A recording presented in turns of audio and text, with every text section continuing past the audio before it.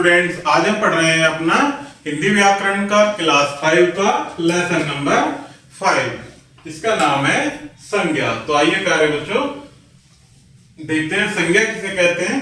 कि वे शब्द जो किसी व्यक्ति, वस्तु, स्थान या भाव के नाम का बोध कराते हैं वे शब्द संज्ञा कहलाते हैं।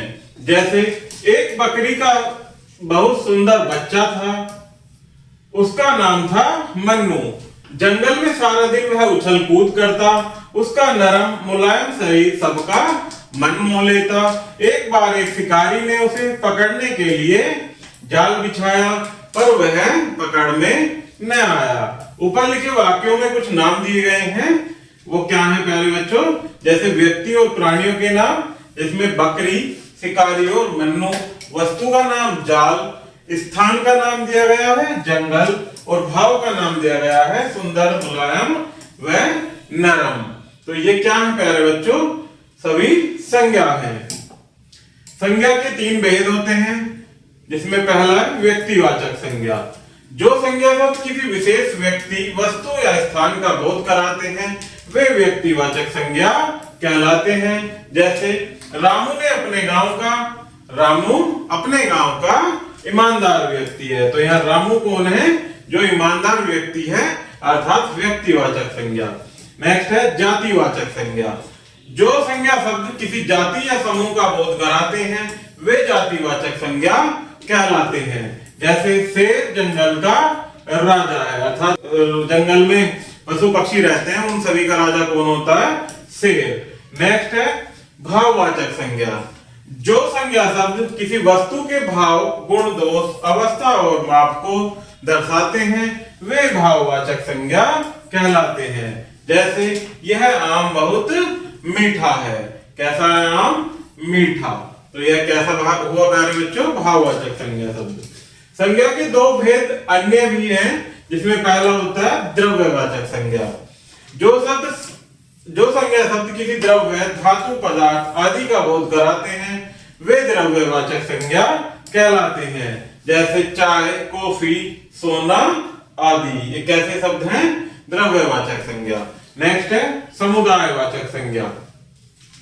जो संज्ञा शब्द किसी समूह, झुंड या समुदाय का बोध कराते हैं वे समुदायवाचक संज्ञा कहलाते हैं। जैसे कक्षा, सेना, सभा आदि, ये कैसे शब्द हैं? समुदायवाचक। अर्थात इनमें क्या होता है प्यारे बच्चों? एक समूह या झुंड को निर्देशित किया जाता है। आगे देखते हैं भाववाचक संज्ञाओं का निर्माण। भाववाचक संज्ञाएं का कैसे बनाया जाता है? भाववाचक संज्ञाओं का निर्माण 4 प्रकार के शब्दों, जातिवाचक संज्ञा, सर्वनाम, विशेषण तथा क्रिया शब्दों से होता है। जातिवाचक संज्ञा से भाववाचक संज्ञा का निर्माण। ये जातिवाचक शब्द है, जैसे नौकर, नौकर का भाववाचक क्या बनेगा? नौकरी। इसी प्रकार से बच्चा तो बचपन, बूढ़ा बुढ़ापा, कविता कवित्व। इसी प्रकार से सर्वनाम शब्दों से भाववाचक संज्ञा शब्द बनाना। जैसे सर्वनाम शब्द है अपना और पराया, तो अपने से क्या बनेगा? अपनापन और पराया से परायापन। इसी प्रकार से निज से निजता और सर्व से सर्वस्व। नेक्स्ट देखते हैं प्यारे बच्चों विशेषण शब्दों से भाववाचक संज्ञा शब्द। सरल और गरम, ये क्या है? विशेषण शब्द। सरल से क्या भाववाचक बनेगा? सरलता, और गरम से गर्मी। इसी प्रकार से मीठा से मिठास और काला से कालापन। नेक्स्ट देखते हैं क्रिया शब्दों से भाववाचक संज्ञा शब्द। जैसे क्रिया शब्द है ये मुस्कुराना और चीखना। तो मुस्कुराने से क्या भाव बनेगा? मुस्कान, और चीखना से चीख, भूलना से भूल, इसी प्रकार से फैलना से फैलाव। आइए पाठ दोहराएं। वे शब्द जो किसी व्यक्ति, वस्तु, स्थान या भाव के नाम का बोध कराते हैं वे संज्ञा शब्द कहलाते हैं। संज्ञा के 3 भेद होते हैं, व्यक्तिवाचक संज्ञा, जातिवाचक संज्ञा और भाववाचक संज्ञा। नेक्स्ट है जातिवाचक संज्ञा। सर्वनाम, विशेषण और क्रिया शब्दों से भाववाचक संज्ञा का निर्माण किया जाता है। तो प्यारे बच्चों इस प्रकार से हमारा लेसन यही समाप्त होता है। आशा करता हूं कि आपको यह वीडियो जरूर पसंद आई होगी। धन्यवाद।